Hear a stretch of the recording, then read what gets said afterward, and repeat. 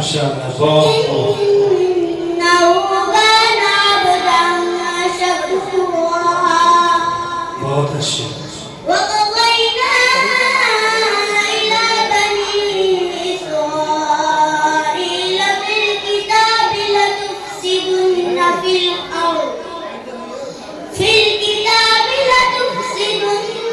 في الأرض